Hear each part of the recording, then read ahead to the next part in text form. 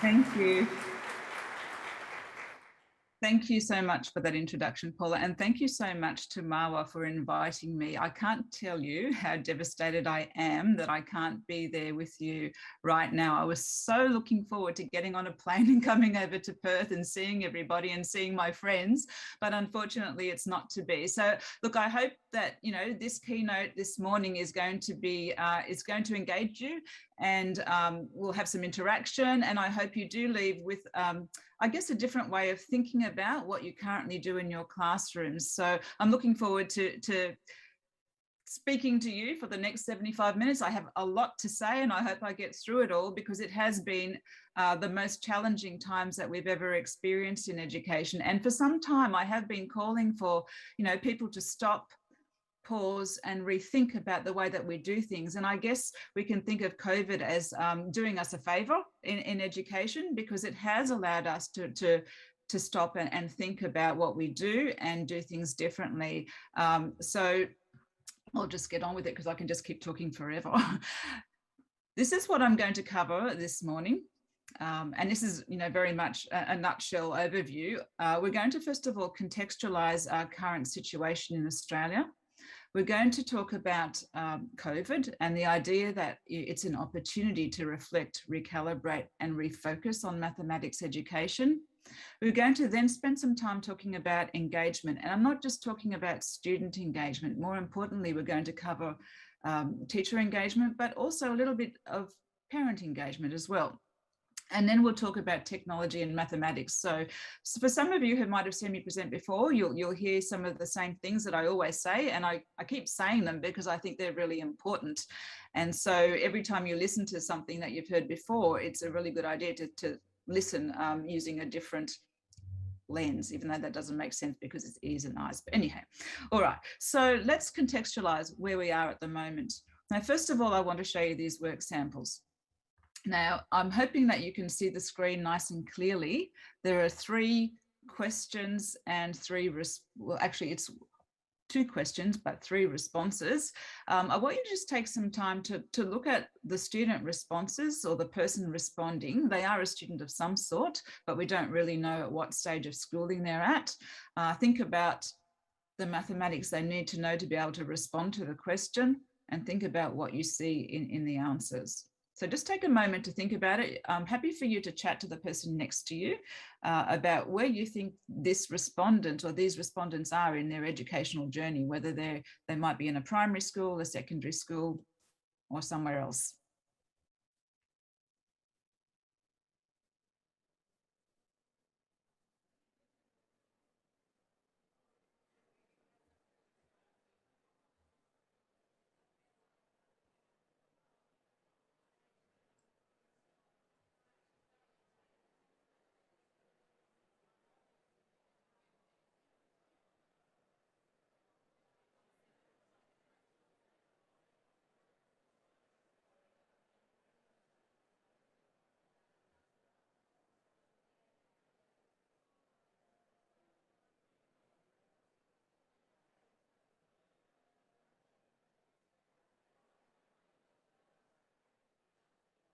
Okay, I'll just ask you to stop. I hope you can hear me.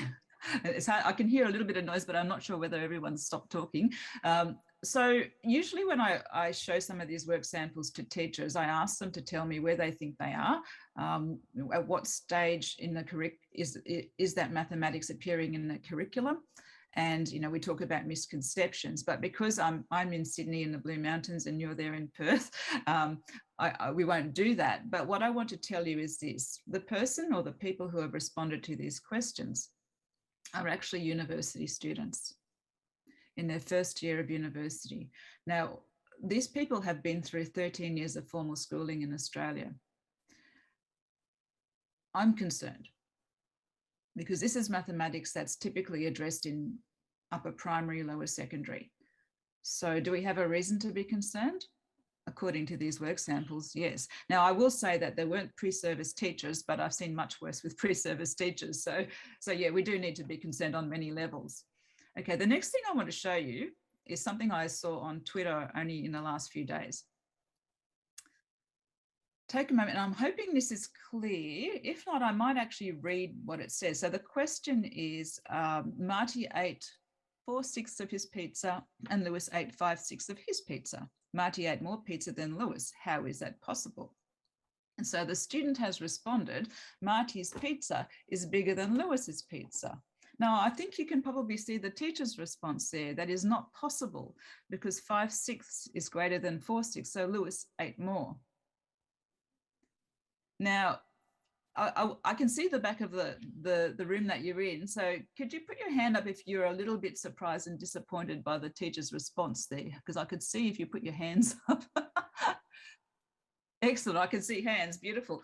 This is a little bit of a concern, and it kind of links to the previous slide that I showed you, where the student clearly after 13 years of school can't do some really fairly simple computation with fractions. And coincidentally, this is another fraction example, but that's not actually, that was unintentional. Really interesting. Now, I showed this tweet to my daughter, who's a teacher, and she picked up on it straight away, but then I showed it to my husband, who's not a teacher, and he said, the teacher's right.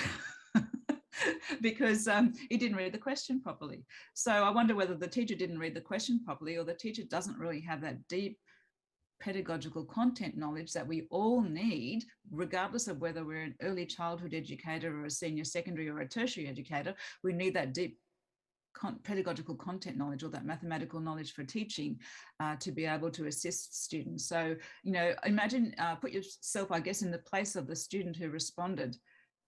There would be some confusion there, I can guarantee. The final contextual slide that I want to show you is this. Now, this is an early childhood centre, and I think the facial expression of little Angus says it all. This is the numeracy that these children, preschool children, were being exposed to. What are we doing to our students? What are we doing to our students when we respond incorrectly? And what have we done to make this happen? Students not being able to do, you know, fairly simple mathematics. I acknowledge that, you know, we don't typically compute with common fractions in everyday life, but these people were fresh out of school. So some things to think about in terms of, should we be concerned with what's happening in Australia at the moment? And again, we've already heard mention of this revised curriculum. And this has been a really interesting and challenging year for me, particularly in my role as president of MERGA, because I've had to speak to the press quite a few times around these, what media is calling maths wars. And they're not really maths wars, but there are a few loud voices out there that think that there's a binary view of what mathematics education should be in schools and what it should look like. Unfortunately, because everybody's been to school and everybody's experienced education, everyone seems to be an expert. And so there are these binary views on one end that mathematics should really just involve explicit teaching, so the old chalk and talk type thing, versus problem-solving approach, investigation-based approach, inquiry approach. So two polar ends of a spectrum. I would argue, and I have argued, and you can see I don't want you to read the screen, they're just there to fill the screen, but a colleague, Kath Holmes, and I wrote an article, a blog post about the need for balance and the need for people to just calm down, because really teachers know what's right and what's wrong. These experts that are saying, no, the cognitive load is too much for children to be just thrown in the deep end with problem solving. They're making assumptions about what we do as expert practitioners in our classrooms. And we know, if we're good practitioners, that there's a need for a balance. There are opportunities within problem solving and inquiry to do that exquisite teaching in a just-in-time mode rather than a just-in-case mode. So that's where we are at the moment. Now, I can't move forward without talking about COVID-19 and the awful lockdowns we've had in Sydney and in Melbourne. And I know you've been spared a lot of that in Perth, but you have had some experience of it. And there are lots of things that we've learned and lots of things that we need to reflect on. We need to pause and recalibrate what we're doing and then refocus in a new way. So I'm going to be talking about a lot about that in a lot of different places, actually, that idea of reflect, recalibrate, and refocus, because this is a once in a lifetime opportunity for education, for us to really pause and think, what have we learnt from these enforced lockdowns? What happened when teachers suddenly had to teach at a distance using technology? What happened with teachers, what happened with students, and what happened with our parents and caregivers? So that's what I'm going to talk about. I mean, we think about, I guess, the teachers, and that was immediately obvious around teachers who were not confident using the technology itself, but not confident teaching mathematics, particularly in primary schools. And I saw this a lot because I conducted some research on this, where some schools and some teachers just opted to subscribe to online mathematics programs rather than have to think about how can I adapt my teaching to make it meaningful for children at home? Or what do I do? Do I teach new content? Or do I just make sure that the students don't actually go backwards in their learning? How can I make that link between home and school, which is what they should have been doing all along? Some teachers found that there were students who actually learned better, who functioned better when they were able to learn when they wanted to and how they wanted to, without that peer pressure and without that fear of being embarrassed because they didn't know the mathematics. So a lot of children actually thrived during online learning, whereas some, those who are highly engaged in the classroom, tended to not engage in online learning. So what can we learn from that in terms of how we interact with our students, what technologies we use, how we group our students? There are a lot of things to think about, to reflect on before we move forward.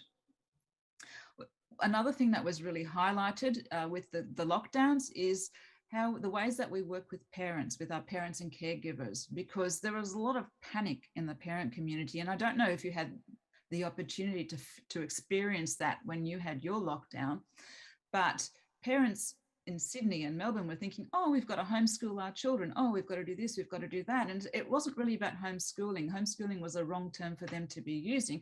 They should have been thinking about, well, how can we support the education that's being provided by the experts, the teachers? And so there was a lot of panic around. And so what do we learn from that? And I'm going to talk about that first. So we know that the parents were really concerned. Parents are always concerned about mathematics education, but there are lots of different ways that we can work with them. The first thing we need to consider is how parents view their roles as partners in education. And so if I was at a school, I would be thinking about asking my students, my parents, sorry, not my students, asking the parents how they see they can work with the school. There's some research by authors J. Rose and Simmons about this, and it's really interesting what they say, because they think that there's a continuum that spans all the way from parent engagement to parent involvement. And so thinking about where your parents sit on that spectrum is really important, and where you want them to go. So when we talk about parent engagement, we're talking about the kinds of learning activities that take place outside of the school. So mathematics outside school. Parent involvement relates to the mathematics that occurs within the school. So when parents are engaged in supporting their children in the learning of mathematics through day-to-day activities like cooking or even talking about financial literacy, this benefits the child and supports numeracy development. However, there are arguments that parent involvement in school-based tasks such as homework can be perceived as helping the teacher rather than the child. So the continuum boils down to either a parent-centered approach at one end and a school-centered approach at the other. And regardless of where you or your school might sit on this spectrum, there are some key drivers and barriers that need to be dealt with. So understanding parents' perceptions of their role is a good place to begin. If you and your school want to work with parents and caregivers to support children's mathematics education. So that's really key, because if we don't get the parents on side, they can't really support the students in the way that we want them to.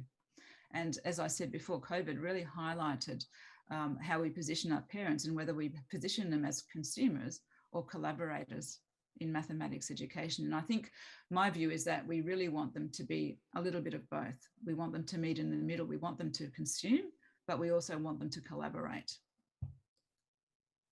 So then we talk about student engagement. You know, what does it look like, sound like, and feel like when students are engaged, and what does it feel like when they're not engaged? And if we were in the room together, I would say, right, give me some keywords on both of those points, but we're not, and I don't want the room to erupt in madness, but the next activity might highlight some of this. So you've all seen these, which one doesn't belong, okay? If you haven't, basically it's very simple, which one doesn't belong. Now, I believe that there are a couple of roving microphones in the room. Now, I don't know who's in charge of those microphones, but while everyone's thinking about which one doesn't belong and why, I wonder whether we might be able to set up the microphone so that we can get some people to share their thoughts. So have a think to yourself first, which one doesn't belong and why? And when you think you've developed a good argument, turn to the person next to you and convince them which one doesn't belong, and make sure you add the why. So I'll give you a couple of minutes to do that.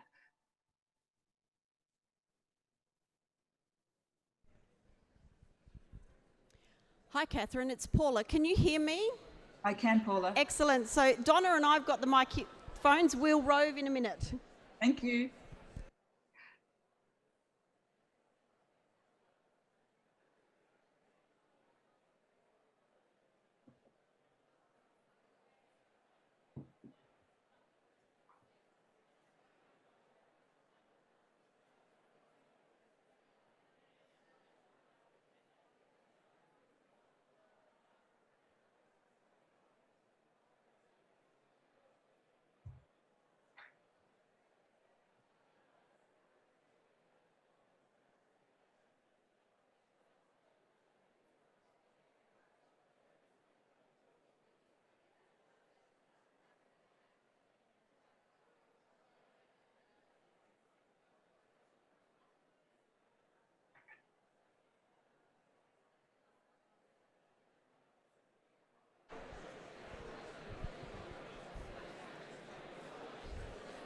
Okay, I might see if we can actually...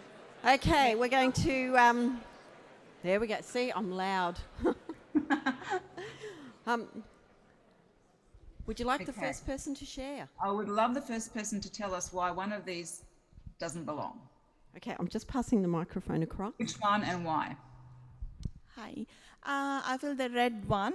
It's not talking just about the 16 as a count. It's talking about the rows of 2 or 8 rows of 2 or 2 rows of 8. So. Okay, and if everybody agrees, can you put your hand up? You're not going to ask me to count those hands up, are you? No. Oh, I cool. just want to have some discussion. Now, in a classroom, you would actually, if anyone wanted to argue that, you would ask them to argue.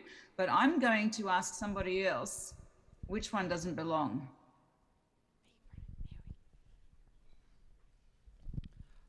The blue, because it's the only addition operation. Okay, does everybody agree with that? Awesome. Okay, somebody else. Donna, do you want to do the gentleman in the front?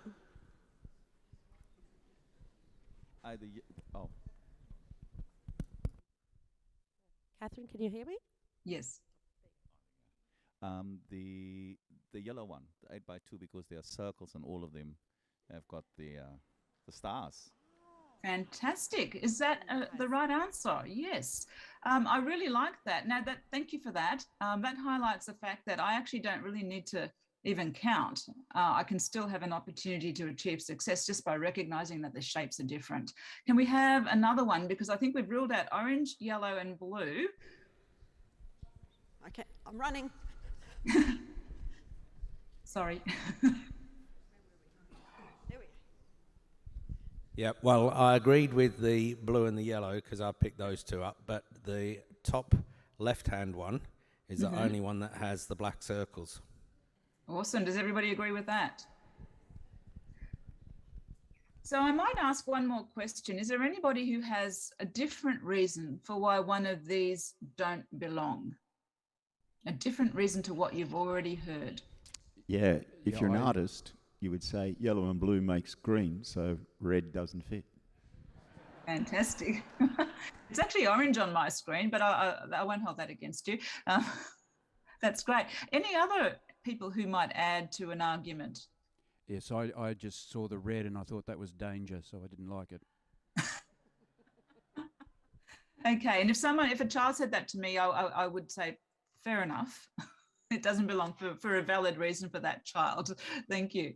All right, so we might just move on a little bit here, but what I'm trying to demonstrate is an activity that might or might not be engaging. So think about why or why not this might be engaging for students. And now you can do this in primary, you can do this in secondary. Which one doesn't belong? I mean, it's a really good task that's open to any area of mathematics. But what I really like about this too is that once your students understand how these types of tasks work, you can actually up the ante a little bit and ask them to design their own, which one doesn't belong. So all of a sudden you're pushing their thinking to a much, much higher level because they have to actually make some really subtle changes to the grid to make sure that it works well.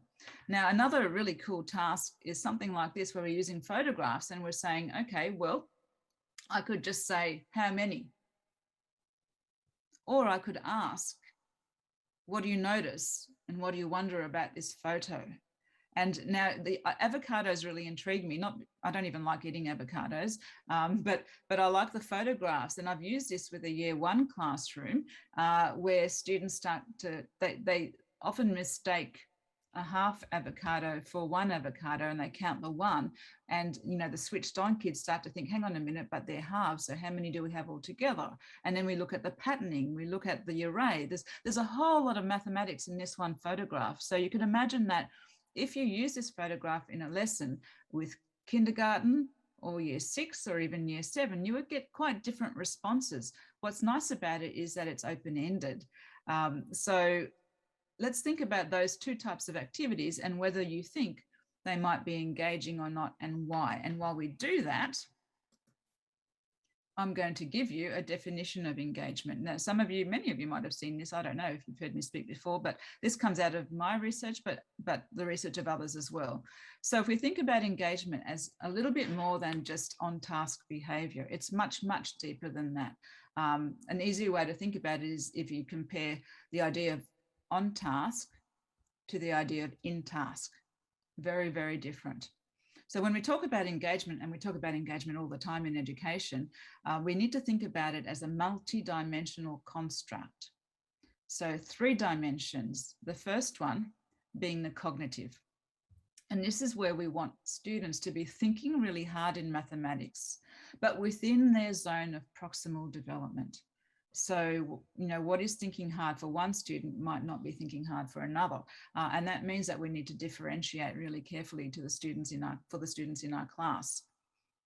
The second dimension is the operative, and that is their activity. Now, some researchers refer to operative as behavioral, but operative is probably a little bit more complex in that you could be operatively engaged with a bit of software, or, you know, it's not always evident in behavior. So, and you'll see the little blurb I have underneath there where it says active participation, you know, whether it's in group discussions, practical activities, and homework tasks. So this is where often we lack a little bit in that we sometimes have really good stuff happening in our classrooms, but then we send home homework tasks that are sometimes feel like a little bit of a punishment.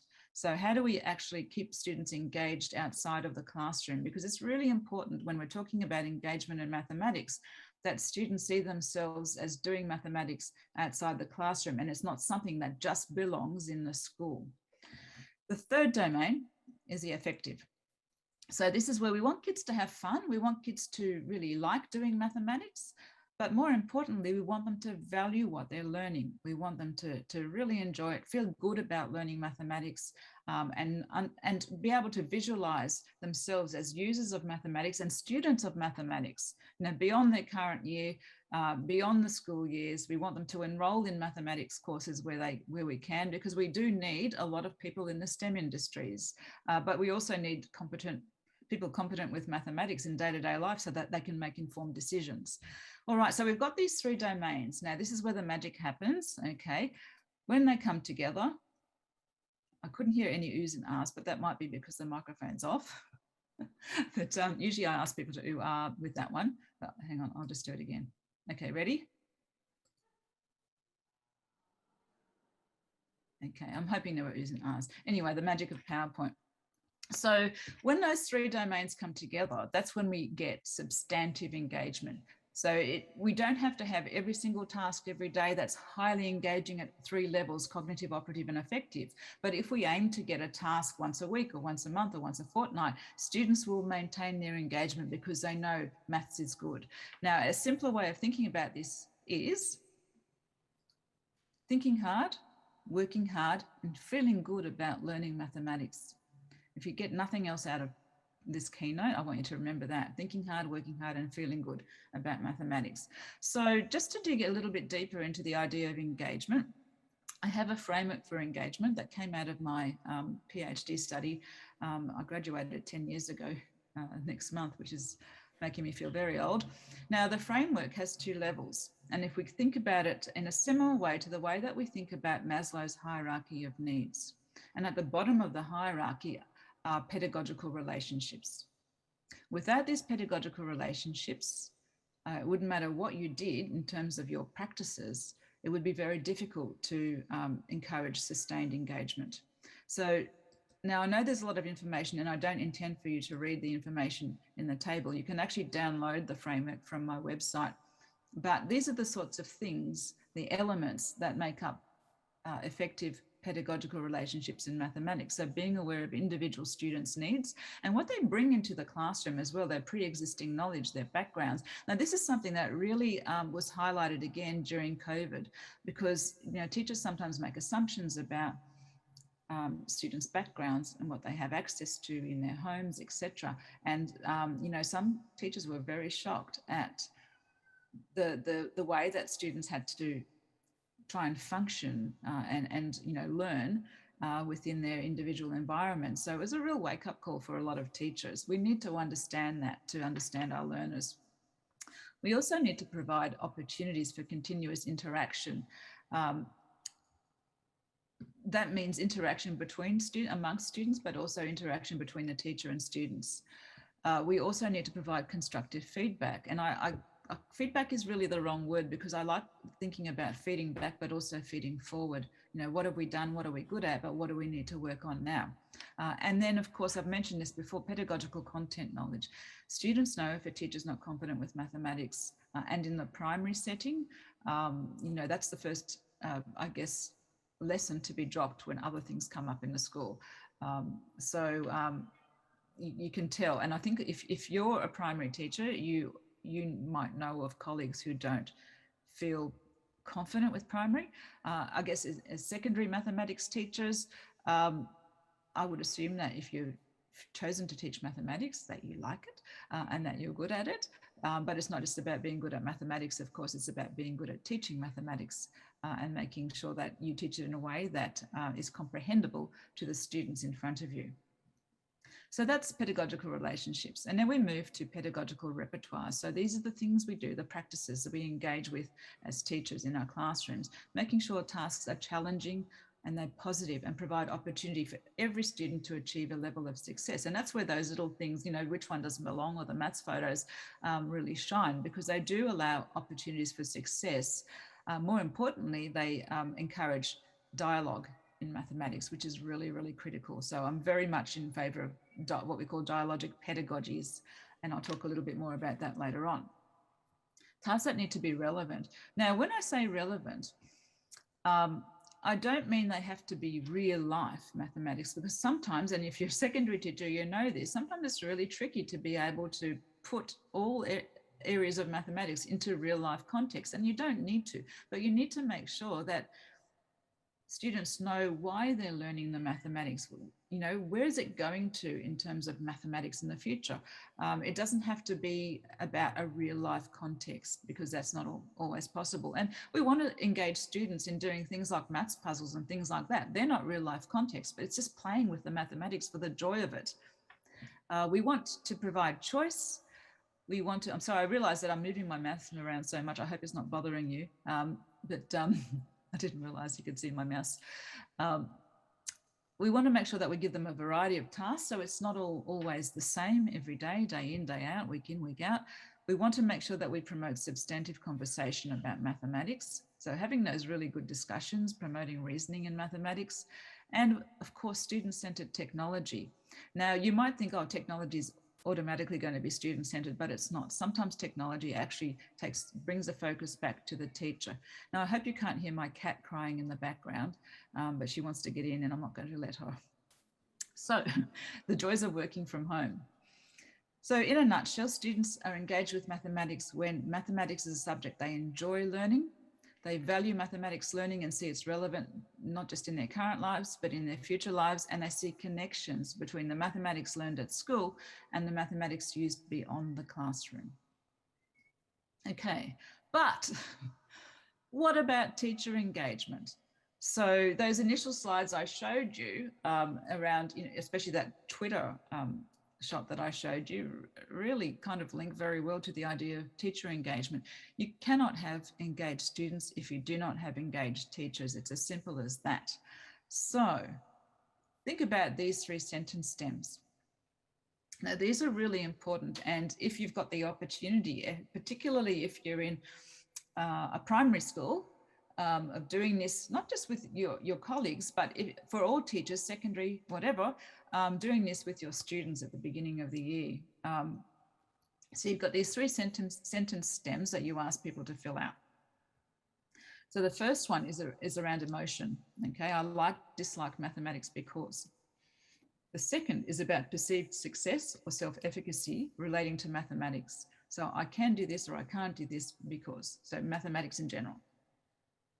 The third is an internalized understanding of the nature of mathematics and asks for a personal definition. Now, this one's really telling because I've done this with lots of groups of teachers over time. And sometimes, people say, well, mathematics is black or white, it's right or wrong. And that's why, I like it. And to me, that's the opposite of what I would say. Mathematics is creative, it's colorful, it's, hands-on, whatever. Similar to I like, dislike. You get really interesting responses. If you have colleagues who you wonder about in terms of the way they view mathematics, or if they're anxious about mathematics, this is a really good thing to do in a staff meeting, because if you are anxious about mathematics, you suffer from mathematics anxiety, the first step to overcoming that is to actually acknowledge you have it, but also dig around, well, why do I have it? Because you can actually address it as an adult, let alone as a student. So these are really quite powerful sentence stems, and I love using these with teachers. Another thing I want you to think about in terms of teacher engagement is how you interpret the curriculum and how that's reflected in your teaching. Now, I'm talking about any curriculum, not, the curriculum under review or whatever. I don't really care. A curriculum that's placed in front of you to teach. How do you interpret it? Do you interpret it as siloed topics, or do you interpret it as a mess, like this graphic, a mess of connections, connections across strands, within strands, connections that you help students see in mathematics. Now, here's an idea. We often talk about covering the curriculum because when we see a curriculum, we think, oh, we've got to cover all of these topics. I want you to consider the idea of uncovering the curriculum. And I got this idea from Marilyn Burns, who's absolutely wonderful. She has a wonderful book called About Teaching Mathematics, which I would encourage every teacher to have a copy of. And she writes about uncovering the curriculum. And she makes the point that teachers often stress and become anxious about covering the curriculum. And this results in a return to those deficit pedagogies that treat topics in isolation and teaching in a procedural manner rather than conceptually. So think about the difference between covering and uncovering the curriculum, because covering implies a very teacher-centered approach, whereas uncovering implies a more student-centered and sense-making approach. And it allows students to have the opportunity to make connections and engage in deep learning. Marilyn Burns also makes the point that you can't teach what you don't understand. So that really emphasizes the importance of deep subject knowledge. And it's important to understand what you teach, to be engaged in the doing of mathematics and learn as you go, whether it's independently or with your colleagues. Our knowledge has to be robust enough so that we're prepared to confront any complications as they arise in the classroom. Which leads me to something that looks a little bit similar to the last set of slides is that idea of defining teacher engagement. So similarly to student engagement, it's multidimensional. We want teachers who are reflectively involved in deep understanding about how students learn concepts, applications, and build their expertise. We want teachers who are operatively engaged. And you would be operatively engaged today because you're at a conference, you're actually talking to other teachers and talking about mathematics. And then teachers who are effectively engaged, actually enjoying teaching. And we can't always assume that a teacher enjoys teaching. I've seen lots of teachers who don't. And understanding and valuing that your teaching of mathematics can make an immense difference in the lives of your students. So again, isn't that beautiful? Teachers who are thinking hard, working hard, and feeling good about teaching mathematics is what we want. And of course, there are lots of influences on teachers' engagement. If we think about the societal stereotypes around mathematics, maths classrooms and maths teachers, particularly when we kind of dip in PISA scores or TIMSS scores, the community have a different perception of mathematics teachers, not always positive. So they're the outside influences. Then we've got the inside influences. So school structures and leadership, and leadership plays such a critical role, and in particular middle leadership. So those in secondary schools who are the maths, I don't know I guess the maths head of maths, and those middle leaders in primary schools. In New South Wales, we have a lot of instructional leaders or assistant principals that are in charge of curriculum. They have an immense influence on what happens in classrooms. National testing has an influence. The influence of colleagues around you, of course, and of course, curriculum. And I think you'll be hearing a lot about curriculum in the next couple of days. Then we have the core influence, and that's your relationship with mathematics and mathematics teaching and your mathematical knowledge for teaching. So I'm going to switch back now to thinking about student engagement and how we fix it. How do we improve it? So some things for you to ponder in terms of your own practice. So I'll reveal these one question at a time and give you a few seconds to think about it. First of all, do you in your teaching make connections to previous lessons and your prior assessment of students' learning? Now, assessment is, I guess, a keynote on its own because there are lots of issues with assessment in schools and what we do with the data, whether we do anything with the data beside reporting it, and whether we take the time to actually address the misconceptions identified in the data. Do we do that analysis, or do we just make these, I don't know, decisions about where to next because we have to cover the curriculum? Okay, the second question. Do you make connections to a topic covered in another area of the curriculum? So this links back to how we interpret the curriculum and the intentions of the curriculum. Now, there are challenges around that, particularly in secondary, when, if you're teaching with a lot of other teachers on a year level, and you've got to keep up with a scope and sequence. Scope and sequences are also another issue, but I don't have another 2 hours to talk about those. That's one. If I had $1 for every time a teacher said, what's the perfect scope and sequence, I would be a very rich woman and wouldn't be, probably wouldn't be here today. I don't know. Okay. The third question. Make connections to students' current interests. So do you try and understand your students and make some connections where possible? Not always easy to do, but if you're aware of it, you can actually do some really great inquiry around students' interests. Do you make connections to a previous topic where you may have discussed a similar idea in another form? Now, this is really important and links back. If you remember the days when you were at uni and you learnt about the Bruner's spiral curriculum. And we understand that for children to learn and to continue learning, that you need to dip back before you move forward. So making links across the curriculum is a really neat way of doing that. Just as starting a lesson with a hook, like a number talk or one of those, which one doesn't belong, it kind of is a good way to link back before you move forward. A really good example of that is when we teach something like place value. And I know This happens in a lot of schools where teachers go, okay, we're teaching place value in week 2 of term 1, and then we might do it again in term 4. You know, place value is something you should be always visiting all the time because it underpins everything. So how do we do that? How do we make those connections? Do you cover one idea in a variety of ways to make sure that everybody gets an explanation that they can actually comprehend? And do you aim to make connections with your students? So those personal connections in terms of understanding who they are as a student of mathematics.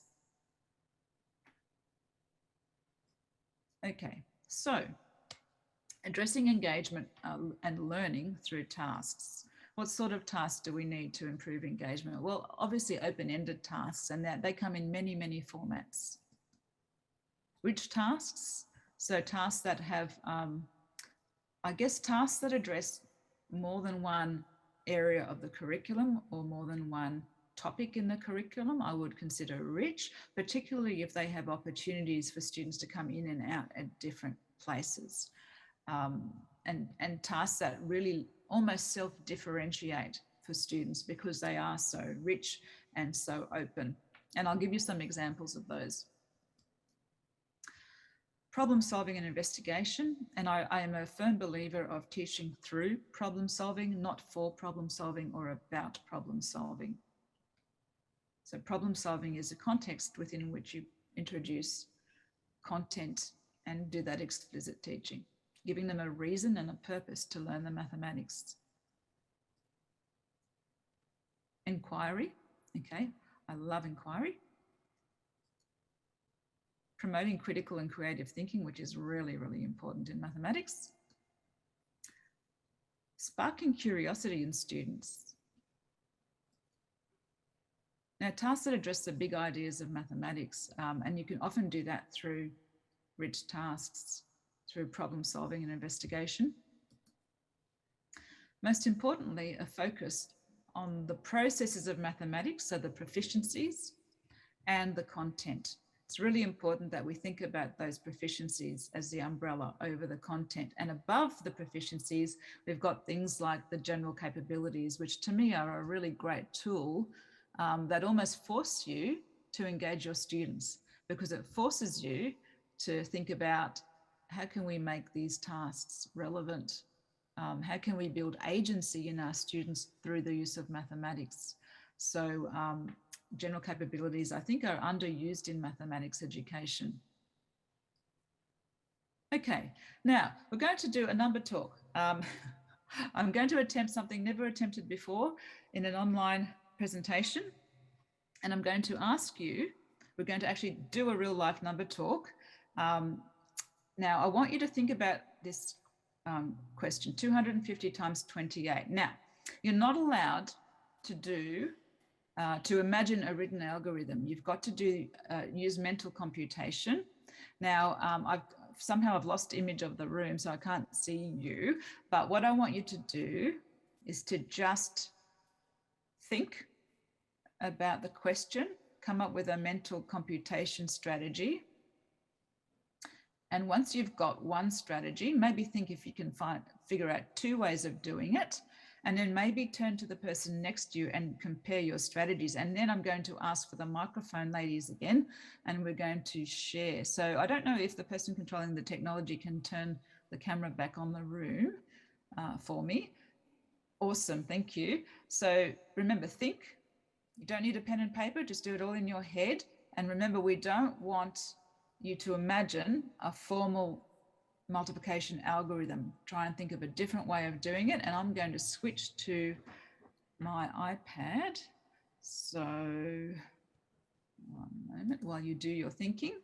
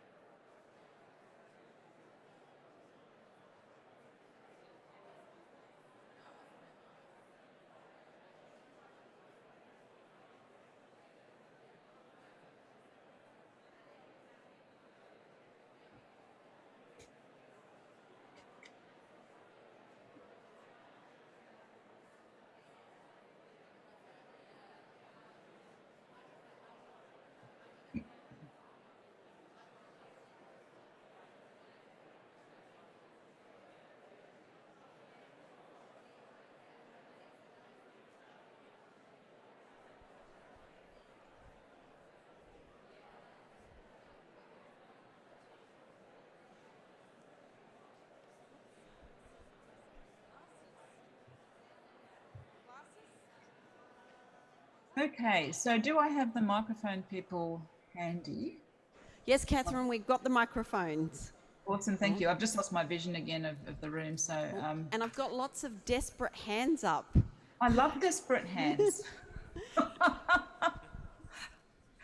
Okay, so I use doubling and halving. So Hang on. Okay, so before you start, tell me exactly what you've named it. So I'm going to... it's called doubling and halving. And So halving, it's yep. a numeracy strategy.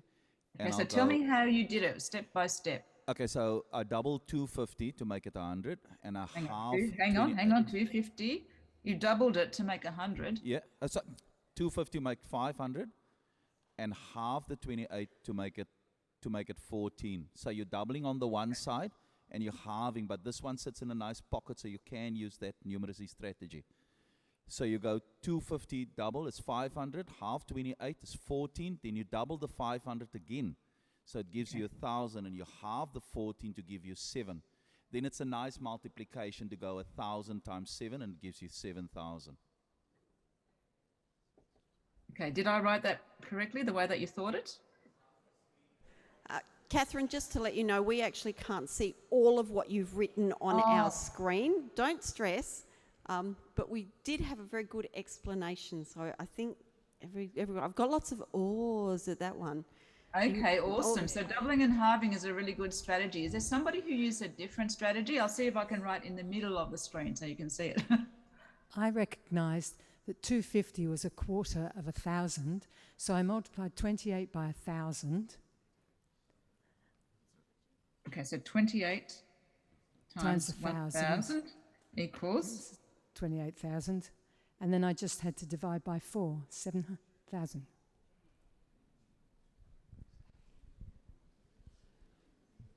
Okay, does everybody like that strategy? We've got another one. Yes, I would just split the 250 up into 25 times 10. Okay, hang on. 250 equals 25 times 10, yep.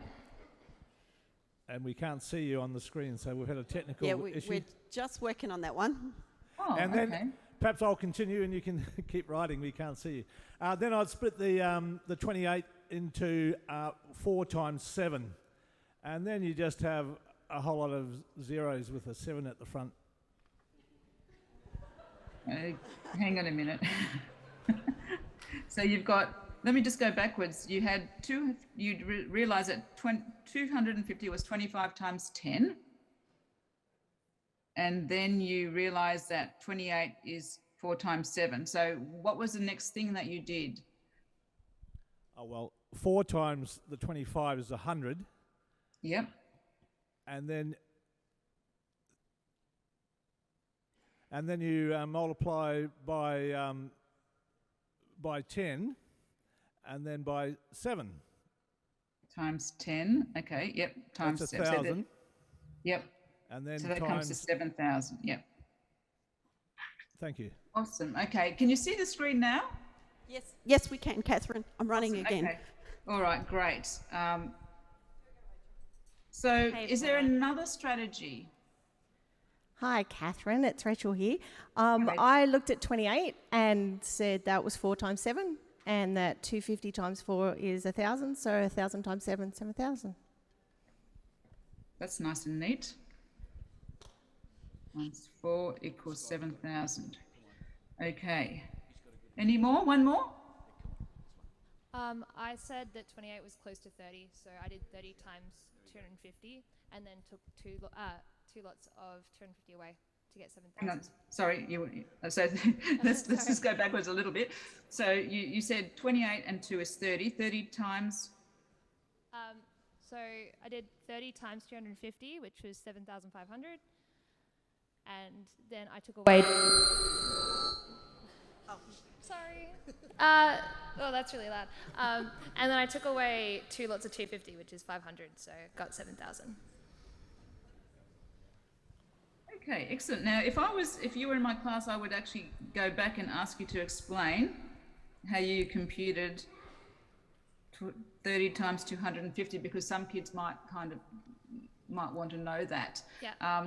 And look, you could keep doing this for quite a long time in a class, and I'll just change my share back to the PowerPoint. I've got so many devices here in front of me.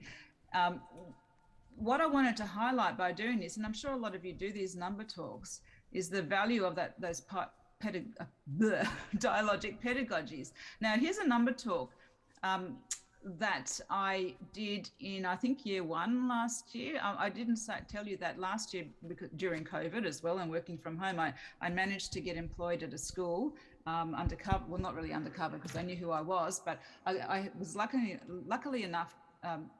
enough to work in a school for 1 day a week for 6 months of the year. And it was one of the best things I've done in a very long time because I actually got to work with children, but also work with the teachers. And so we introduced number talks at the school, which was a textbook-based school prior to me coming in. And the teachers just learned so much about their students and about teaching mathematics. But these are some really nice examples from early years. And then we've got some examples from year 5. Now, the beautiful thing about these number talks is that when we first started them with the children, all we got was an imagined formal algorithm. And a lot of these students were heavily tutored as well outside of school. Now, we had to work really hard to push them out of that thinking and to get them to actually use flexible mental computation strategies. And it was not easy, but by using those dialogic pedagogies and really kind of forcing them to use their reasoning and to learn to be flexible and to learn to actually take risks in mathematics, they ended up quite successful to the point where, you know, there were some kids that were the special needs kids who really never put their hand up in mathematics. And by the end of the time that I was there, you know, everyone wanted to have a go at a number talk. And to me, that's, you know, success. Students were engaged, but they were also thinking really flexibly. And, you know, we know in real life, we don't get a piece of paper and a pen out and do formal algorithms. We use our mental computation skills all the time and our estimation skills. So this is really critical in terms of getting our students to be thinkers in mathematics and to get them engaged and get them talking mathematically. So in New South Wales, the Department of Education have a document called Talk Moves, and anybody can access it. So if you're interested in, you know, just the subtleties around promoting those dialogic pedagogies, I would recommend that you search for that, Talk Moves, New South Wales Department of Education. But it's really important to think about how you interact with your students in your maths lessons. And I would even challenge you to do an audio recording of your lesson one day and notice the pattern of discussion that happens, and whether it's just you asking questions, the students responding with an answer, and none of that back and forth dialogue. And we'll also highlight for you whether you actually promote discussion amongst the students. So, and number talks are a really good way of doing this, whether you're in secondary or primary or early childhood, it doesn't matter. You can do a number talk around any type of mathematics at any level. So I would really strongly encourage that. That's a really powerful way to engage your students, but also for them to learn. So moving along, because I'm just aware of the time, just really quickly around that idea of big ideas. If you Google big ideas, it's really hard to find an agreement on what they are, because there are lots of different ways of looking at the curriculum and of looking at mathematics. And so for, you know, a big idea for one person might not be the same big idea for another, but the message is think about the connections in the curriculum and how you can actually take advantage of it to help you work smarter and not harder, but also to make mathematics more meaningful for our students. There's a position paper that was published by AAMT back in 2009, and they provide some direction around big ideas. So you can see in this first column here, we've got the big ideas of dimension, symmetry, transformation, algorithm, patterns, equivalence, and representation. I know there are others that people put forward, and there's no right or wrong here, but these are a nice way of starting your thinking around what a big idea is in mathematics. And you can see that in the middle, we've got the areas of mathematics, and on the right-hand side, you can see something that looks a lot like the proficiencies. So I really like the interactions across in this table. It's quite powerful. Now I'm going to show you a series of problems, some of my favorite problems. This is one that a lot of you will be familiar with, cash prize. It's a really cool one. I love doing this. And I did it with kids when I got to get into the classroom and teach with them. And you see in the photograph there, the top one, where these were kids who were working with a teacher's aide because they were really quite behind in their mathematics learning. But this is such a nice problem that you could actually differentiate it really easily so that all the students were doing the same task and also didn't feel like they were deficient. Really nice task and engaging. So basically it's a rich task because it addresses a lot of areas of the curriculum as I've listed below, but it also addresses a lot of big ideas. So they're the sorts of tasks that you need to be looking for. And these are the sorts of tasks that aren't one lesson tasks. They're tasks that would be spread across a number of lessons. And that's one of the things that we do in mathematics wrong. We actually sometimes go in thinking we've got to start and finish a task in one lesson. But if we have that thinking, we're not giving children the opportunity to think like and work like mathematicians and be able to take the time to think through a complex problem. Another one. Hands and feet. Now this is so simple. Do right-handed people have bigger left feet? Well, you can see the engagement in the photos. Again, addresses lots of different mathematics. More importantly, lots of big ideas. So really good tasks. And you can make these tasks up. This one was a really cool one. Do right-handed people have bigger left feet? And it's interesting and engaging immediately because it's about kids and they get to measure their feet. It gets a bit smelly, but a really cool hands-on task with lots of mathematics in it. It's important though that if you're going to do these types of tasks that you do make sure that the children are planning it. So you've got to give them some structure, you've got to give them some boundaries, and you've got to make sure that they know the expectations. It's not just a free-for-all. And this is, I guess, part of the arguments around the maths wars that I talked about very early on in the lecture, is that we're not just dumping them in, we're actually giving them careful scaffolding. And we're actually being aware of what's happening in the classroom around us and stopping and pausing at critical points where we see the need to give instruction. That's important. And that's what is pedagogical content knowledge, knowing the mathematics, but knowing how to teach it and how students learn it. Very critical. Okay, so I've shown you that. One of my other favorite, this is a beautiful favorite task.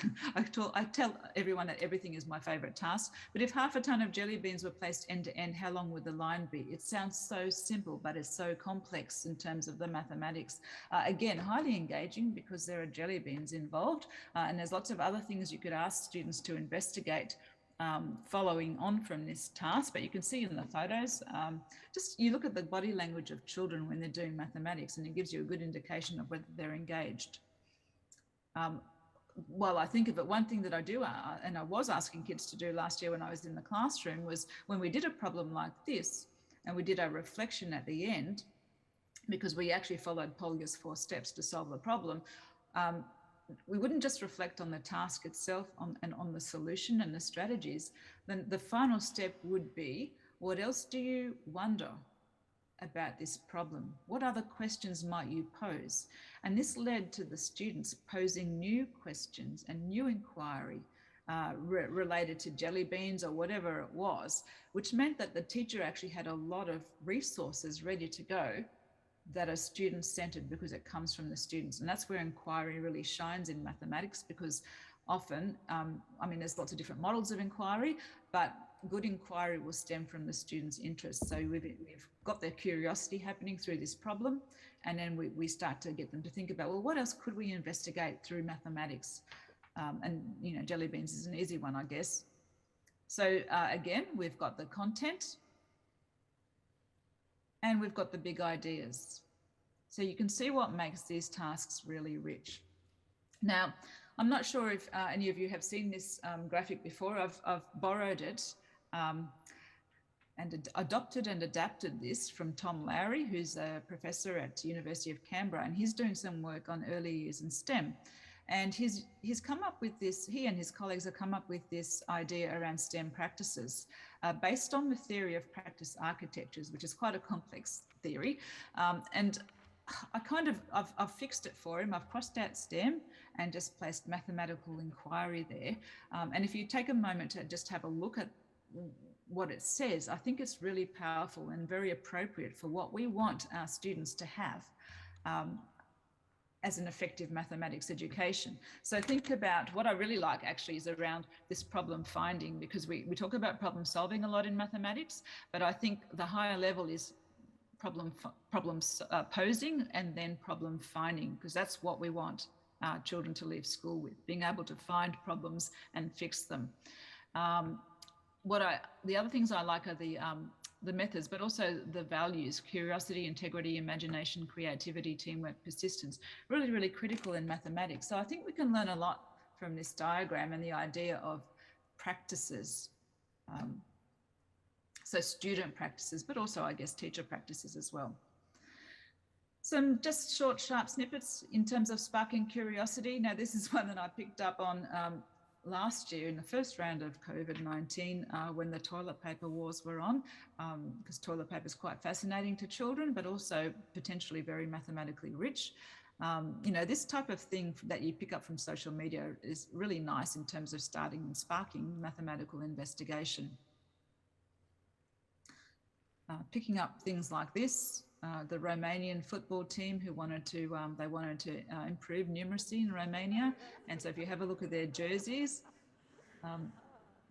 you can imagine doing this with students and saying, okay, you know, what other ways can we represent the numbers, and what mathematics can we use, and can we make it really complicated, or can we make it reasonably simple? Things like using Information is Beautiful. I don't know if you've heard of that website. I love infographics. And so it's an infographics website.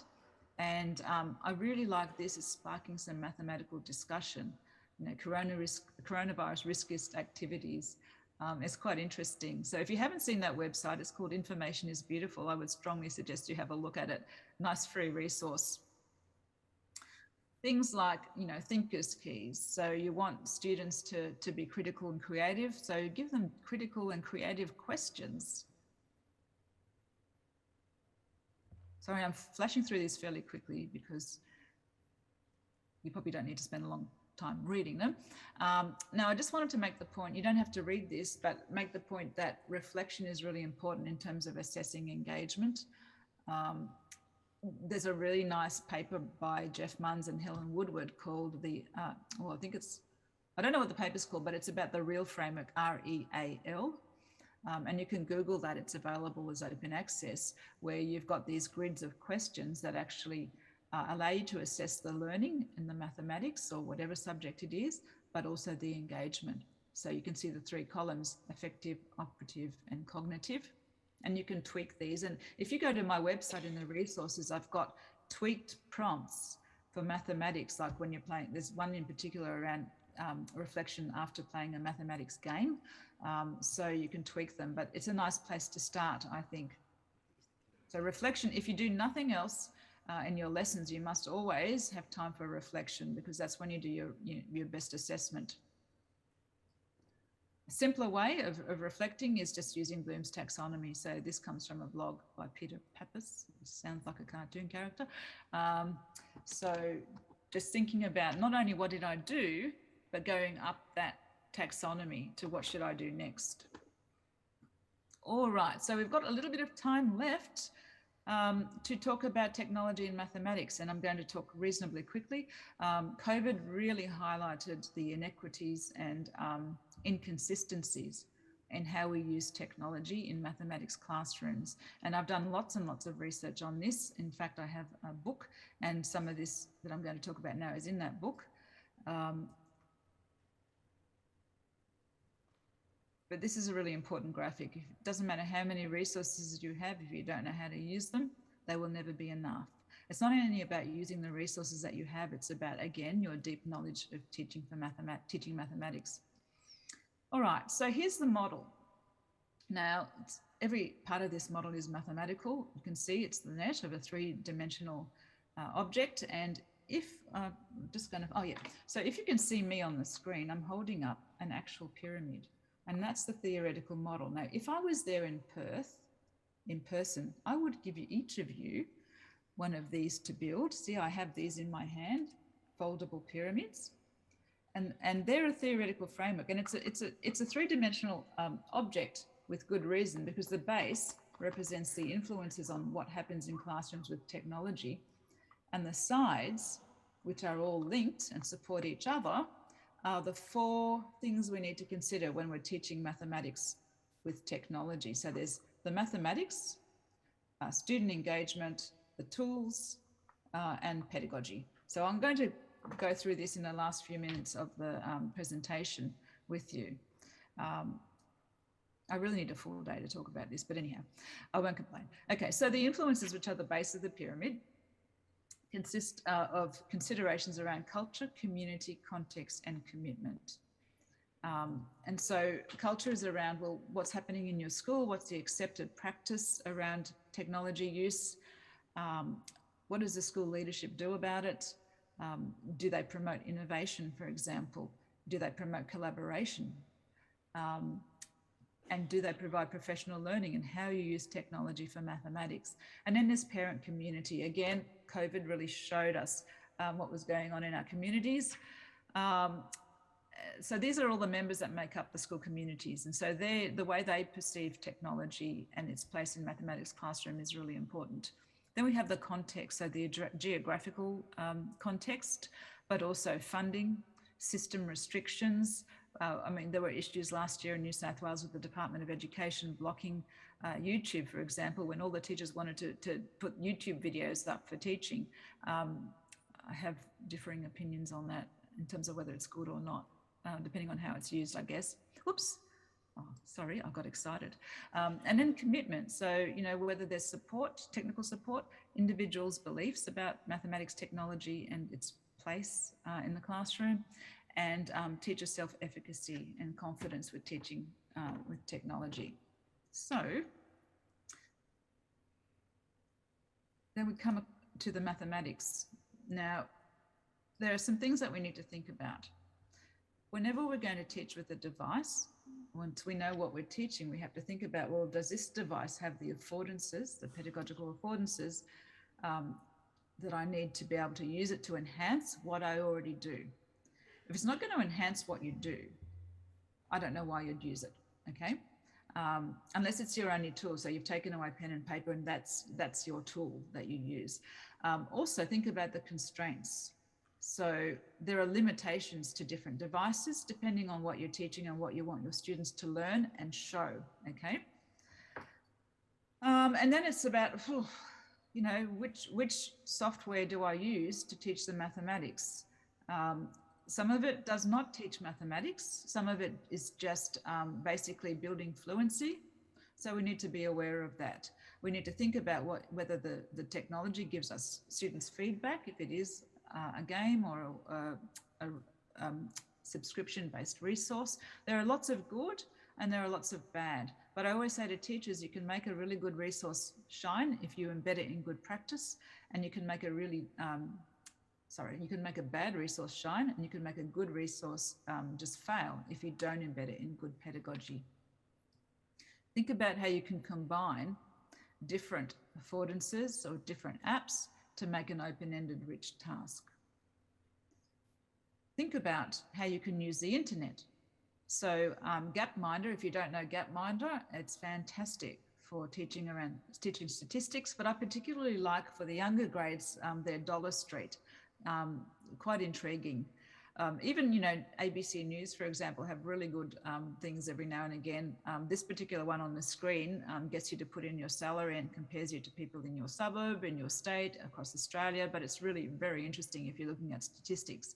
Good for secondary students, that one. So in terms of mathematics, these are the things that we need to think about. The content, whether we're teaching in isolation or in a connected way, the process, the representation. So do we use technology to provide different dynamic representations of mathematical ideas? And are we using them for computation and or higher order thinking? Neither is right or wrong. but we need to consider how we're using it and why. So the second side is the tools. Now, technology shouldn't be the focus, okay? It should be an extended part of what we do. We don't have pencil labs, nor should we have computer labs, okay? Because then it becomes an event rather than just a tool that we use seamlessly. Photograph of one of the case studies in my book, Year 3 classroom. Now, I use this photo just to demonstrate or to show how this particular teacher was using what she had and trying to make the most of it, because you can see it's a BBOT lesson in a Year 3 classroom, and they're actually working on a geometry lesson or shape, 2D shape, but she didn't have enough of those BBOTs, and so she got the iPads out and she used the BBOT app to actually replicate the task. And you can see that some kids are using the robotics, some kids are using what looks like iPads, and they're all, you can tell by the body language, they're all highly engaged. So using what you have, and again, looking at the affordances is really, really critical. If we go to a secondary classroom, using things like OneNote or any other learning management system provides an opportunity to help students get engaged. Now, I conducted this case study of this particular teacher in Queensland prior to COVID, but COVID almost did us a favour because it forced a lot of teachers to use learning management systems. Now, some struggled and some did very well. This particular teacher keeps all of his course resources in the learning management system on OneNote, so students are able to have access to the learning before, during and after, which is really great for students because it extends the classroom and breaks down the walls of the classroom. And this is a quote from one of the students. And this is, I think, a Year 11 student. So making that mathematics accessible is really, really critical, particularly in the secondary years. The use of videos is also highly effective, whether it's YouTube or the teacher created. And we know that teacher created videos are really successful, especially if the students feel that they're personalized.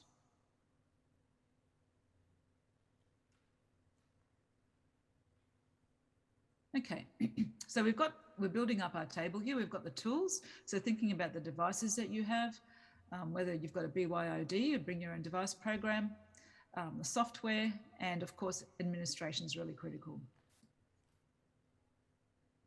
Okay, then we have the pedagogy. Now I'll flick through this fairly quickly. Some of you might be aware with the old SAMR framework that describes different uses of technology as a ladder. So moving up from enhancement through to transformation, starting at substitution. Whoops, my mouse is very sensitive. Starting at substitution and then going all the way to redefinition. So redefinition being the design of tasks that were previously inconceivable without that technology. Substitution being just a replacement with no enhancement. It's a neat way of thinking about the way that we use technology. But another way of adding to that is thinking about whether we want our students to be consumers or authors.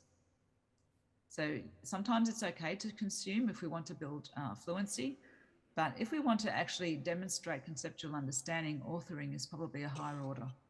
Not probably, it's definitely a higher order. And then thinking about it in terms of Bloom's taxonomy.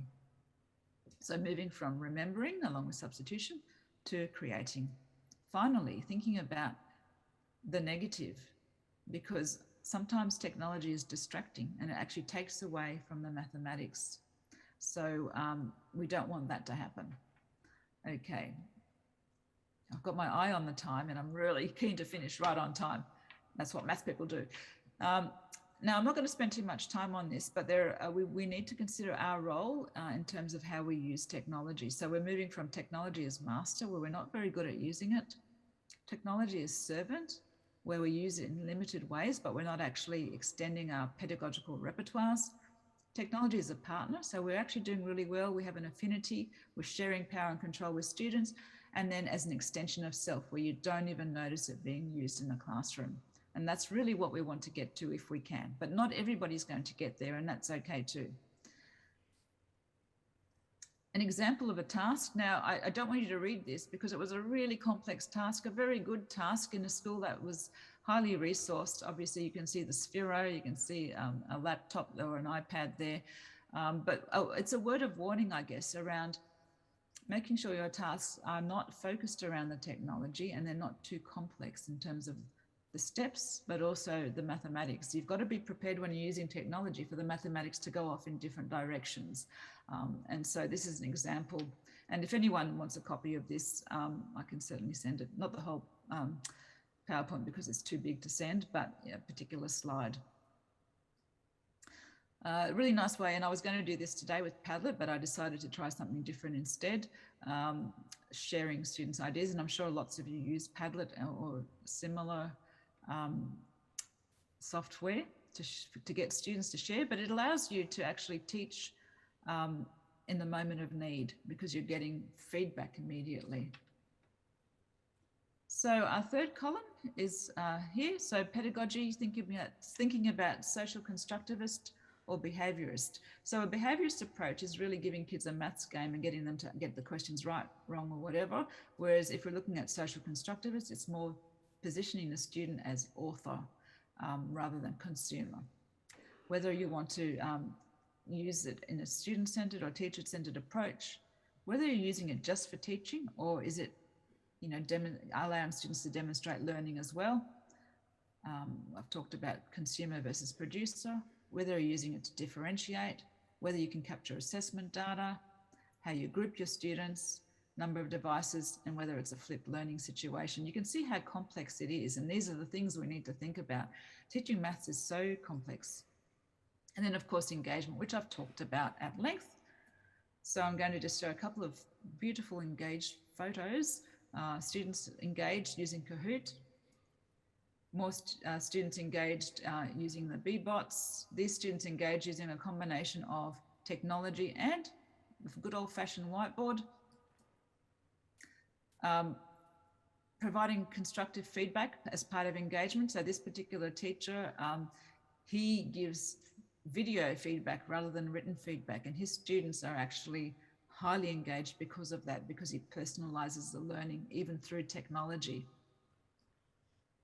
And so we've got our fourth column, engagement, which I've talked about at length. This brings me to the whole pyramid. That's it in all its glory. So you can see how all of these things actually work together to make that three-dimensional object and that theoretical framework about what we need to think about. The influences at the base, which we need to address, and then the four sides that the individual teacher needs to consider. So what does effective use of technology look like? It's technology that has purpose, focuses on processes and content, provides opportunities for assessment, constructive feedback, substantive engagement, promotes collaboration, and enhances the teaching and learning of mathematics. I want to finish with this thought because this is what I want from you guys. I want mathematics education that suits the need of every learner, everywhere and every time. And I think COVID-19 and all of the other challenges that we're experiencing has really highlighted how important this is. And we need to do that recalibration and refocusing in mathematics, whether it's technology based or not. It's about everything. It's the curriculum, it's what we do, our practices, and it's how we use technology. So some things to reflect on, because I always like to end with reflection. I want you to think about how you can adapt your practices to ensure that they're engaging cognitively, operatively, and effectively.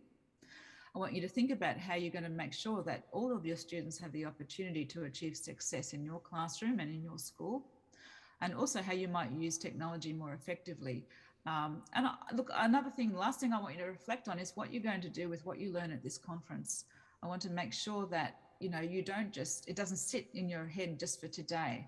Think about committing to, you know, taking one thing that's going to influence not an activity, but maybe a philosophical perspective that's going to influence how you approach teaching next week, next year, next decade.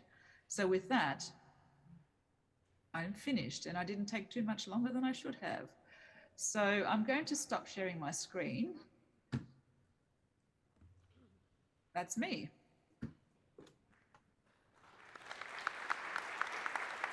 Yeah, of course. Thank you.